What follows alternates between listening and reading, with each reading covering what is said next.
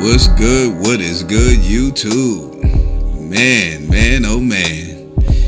You talking about a good scrap, y'all? I enjoyed it, man.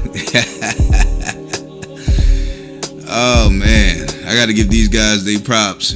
They got out there this weekend and they did their thing. They fought, you know what I'm saying? Daniel Jacobs versus Sergiy Derevyanchenko. That was a good scrap, man. That was a good scrap.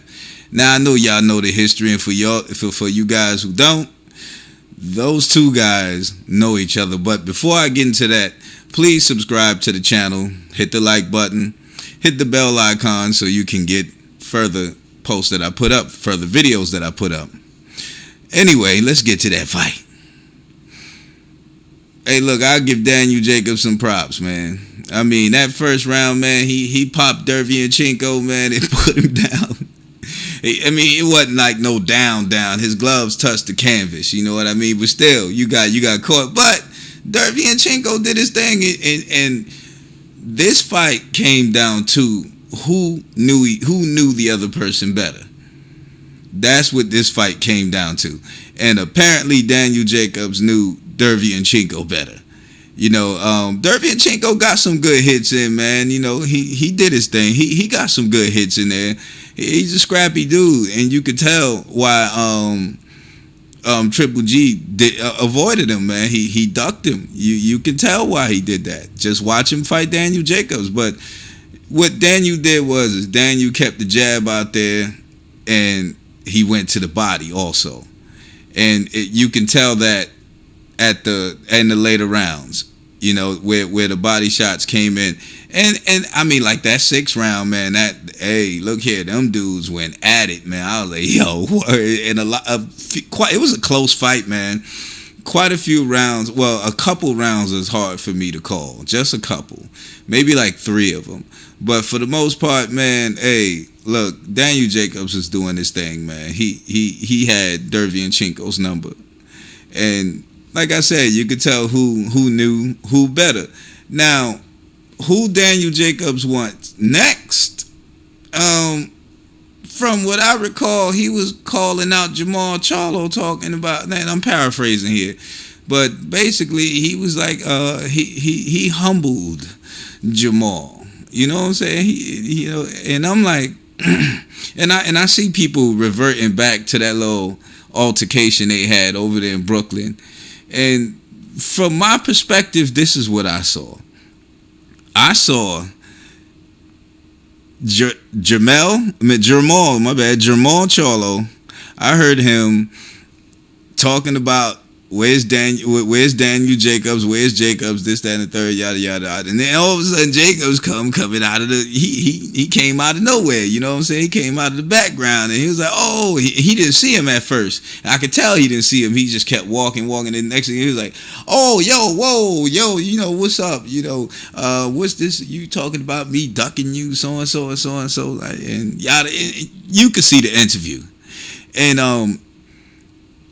I saw on Jamal, he was like humbled about it. And then I hear people talking about this M's thing. Now check this.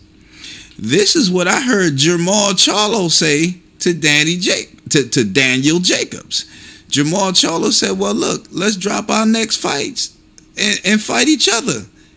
And that's when Daniel Jacobs went to talking about making M's.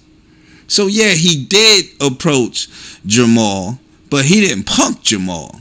Jamal. And you know what I'm saying? So it's like, what are y'all talking about? You know, I hear people saying that, he punked him, he did this.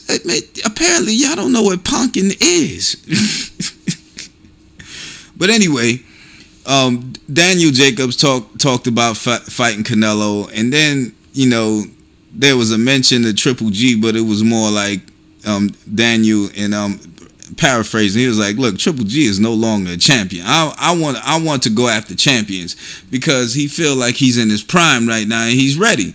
So I see he's calling out Jamal and Triple G and probably Andre. I ain't saying he calling out Andre, but I would like to see that. And I think that those guys would be a problem for Daniel Jacobs. I think Canelo could be a real good. I think all three of them would be a problem for him. But I'm not sleeping on Daniel Jacobs. The one who I think is the biggest problem for Daniel Jacobs would be Jamal Charlo. Jamal Charlo is a problem. You guys can say what you want, that they quiet, they ain't saying this. But look, let me tell you something. Don't ever sleep on somebody who's not saying anything. Somebody who decides to hit the shadows and be quiet and humble themselves, don't sleep on that. Because you don't know what he's doing. Deontay Wilder does that very well. You know, look what he did to your boy Anthony Joshua with the $50 million. He got quiet on the behind, and next thing you know, bam, slammed him with something. But that's what I'm talking about. Keep your mouth shut. Sometimes it ain't worth all of that. You know, all that talking. Talk is cheap. And I'm glad that they ain't talking, because when they get in the ring, I know what to expect.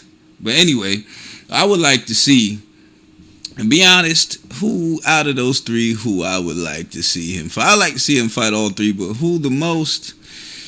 Woo. Canelo. I think him and Canelo will make a good fight. I think Daniel Jacobs versus Canelo Alvarez would be a good fight. I really think so, because Canelo done showed he got different styles. Because the first fight with Triple G was totally different from the second fight. So Canelo showed you he could change it up. You know what I mean? So it's gonna be that'll make a good scrap. I definitely would love to see that. Daniel Jacobs versus Canelo Alvarez. Yeah, that'd be really nice. But all in all, his fight with Derevyanchenko, Daniel Jacobs' fight with Derevyanchenko, it was a good scrap, y'all. You know, whenever they show the replay, I think y'all need to go ahead and watch that fight. It's pretty good, man. Entertaining. I'm not saying it's going to make fight of the year or anything, but it can be a candidate. You know, it can be. It can be in the conversation. I'm not going to say that it's there, but, you know, it would rank out of top 10. I'd probably give it about a 4. You know what I mean? But anyway, Old Man Boxing, signing out. Peace.